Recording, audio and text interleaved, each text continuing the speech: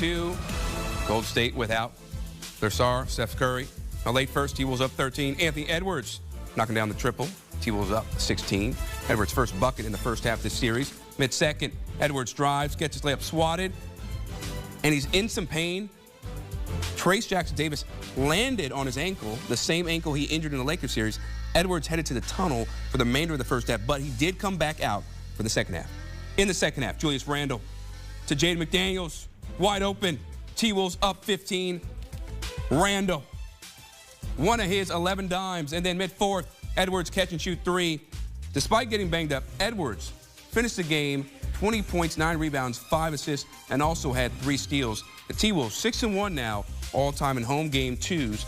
Last loss, the only loss, 2024 in the Western Conference Finals versus the Mavericks. And yeah, Warriors did not have enough firepower in this one. Jaden McDaniels also, you didn't see in that highlight, he was great on both ends for this team. The T-Wolves tie the series up at 1 game apiece. Time now to bring in CBS Sports NBA insider Bill Ryder and CBS Sports NBA analyst John Gonzalez. And y'all, sometimes it just comes down to making a whole lot more threes than you did in a previous game. 16 threes in this one compared to 5 in game 1. But if there was one area, John, I'll start with you, that you really liked the difference from the T-Wolves approach, what would it be from game 2?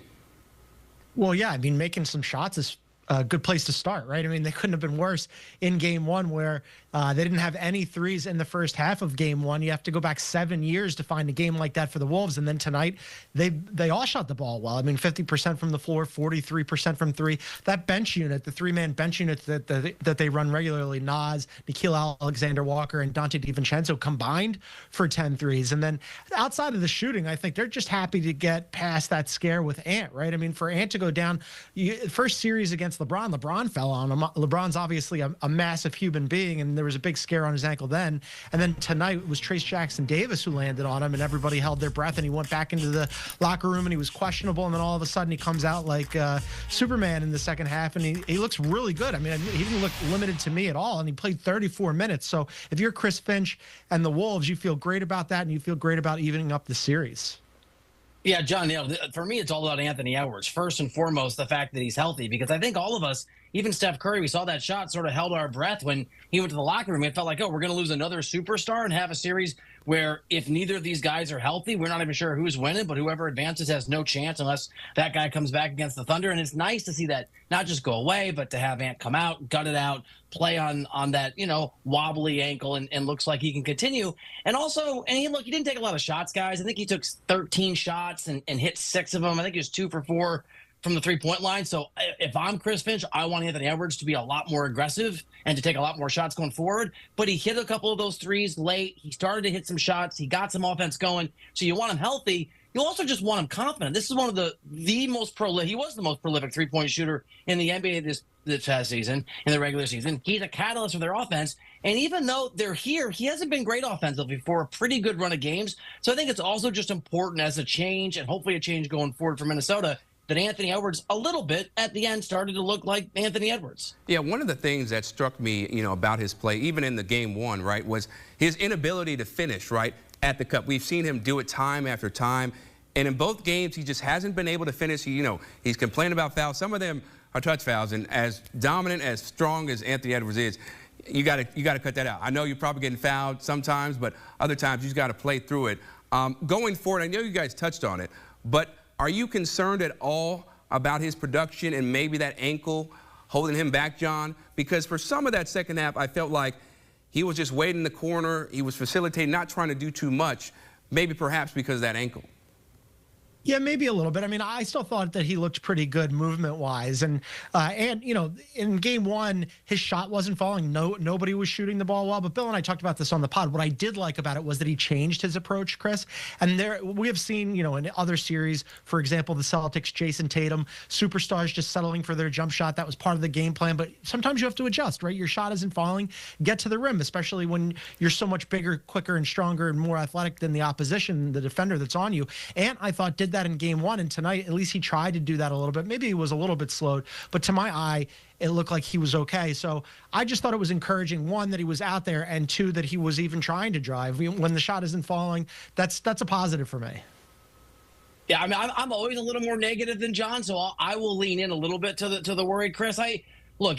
We're going to see what's going to happen. And John referenced Jason Tatum. You also have Donovan Mitchell, who hasn't been shooting well, but has been a lot more aggressive at sort of playing downhill and getting to the rim. And we've had a series of stars who have just been a little bit off over the course of this postseason and the round that we're in. I am a little worried about Anthony Edwards. Not a lot, not significantly. It certainly helps, or the worries aren't as important when Stephen Curry can't play. But I want him taking 18, 19, 20 shots. I want him to keep shooting. I want him to get to the rim. And I think what you said is a really good point, Chris, about him complaining over and over and over again about the fouls. Much of the contact, and they talked about this in the broadcast, maybe they're fouls in November when you're playing Utah on a Wednesday. This is playoff basketball. And the thing about Anthony Edwards is he's been to the conference finals. He is. I know he's 23, but he's not a veteran, but we know he's a capable player in this moment. He should know what this means. And so, to me, the complaining is an extension of the fact that for whatever reason, that swagger that's been a part of his excellence, that confidence that sort of defines him at an early age, it's just not there. You've seen it in some of his passive play. You've seen it in his inability to finish. You've seen it in really until tonight being ice cold with his jumper, especially from three. And I think you see it in complaining to the refs about fouls that aren't fouls or fouls that aren't playoff fouls.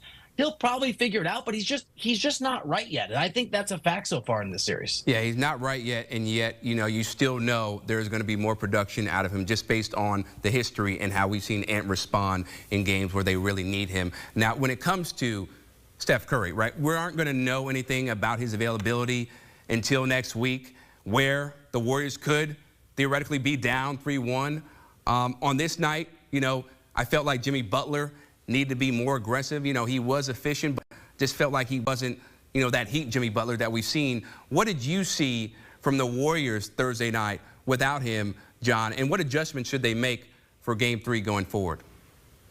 Well, I mean, game one, when he went out, Draymond was the facilitator. He was knocking down shots. He hit 4 threes. It's been 8 years since he had 4 threes in a playoff game. I didn't expect that to continue, the shooting at least, and it didn't tonight. And also, Jimmy Butler, you're absolutely right. He had 17 points. Not enough, right? I mean, you need him to go supernova without Steph Curry out there, and you're not going to have Steph Curry for game 3 for sure, probably for game 4 as well. So you have to keep this team afloat. If you're Jimmy, this is the reason why they went out there and got you. And so far, so good on that front, but just not enough offensively. And then Draymond as well. Draymond has to keep his head on his shoulders. I mean, tonight, he was distracted early on where he threw that elbow on Nas, and then you saw Steph and Jimmy and Steve Kerr trying to calm him down. They had to take him out of the game. And this is like all a giant distraction that you cannot have when you're trying to put the Wolves up against the wall and go up 2-0, just like 2 other teams have done on the road to start this second round of the playoffs. And Draymond, I don't know, man. He's got 5 technicals and 2 flagrants. If he gets 2 more of either of those, he's going to end up being suspended. You cannot have that when you don't have Steph Curry out there. You need Draymond locked in and focused, and you need